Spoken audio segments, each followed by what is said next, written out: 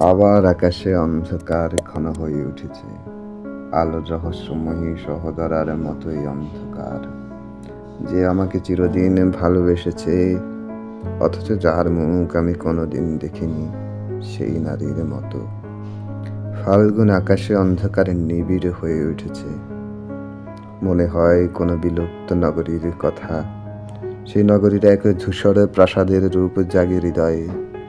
ভারত সমুদ্রের তীরে কিংবা ভূমধ্য সাগরের কিনারে, অথবা টায়ার সিন্ধুর পারে, আজ নেই। কোনো এক নগরী ছিল একদিন, কোনো এক প্রাসাদ ছিল, মূল্যবান আসবাবে ভরা এক প্রাসাদ। পারস্য গালিচা, কাশ্মীর শাল, বেরিন তরঙ্গের নিটোল মুক্তা প্রবাল।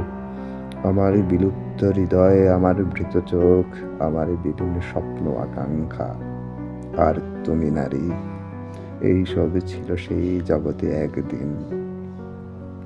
অনেক কমলা রঙের রোদ ছিল, অনেক কাকাতুয়া পায়রা ছিল, মেহগনির ছায়া ঘন পল্লব ছিল অনেক। অনেক কমলা রঙের রোদ ছিল, অনেক কমলা রঙের রোদ। আর তুমি ছিলে। তোমার মুখের রূপ কত শত শতাব্দী আমি দেখি না, খুঁজি না।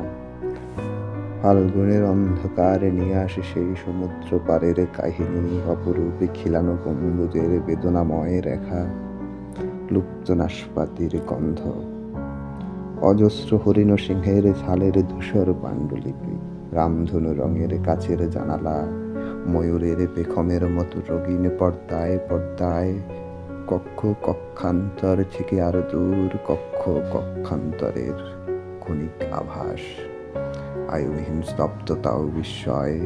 পর্দায় গালিচায় রক্তাভ রৌদ্রের বিচ্ছুরিত শ্বেত, রক্তিম গেলাসে তরমুজ মদ।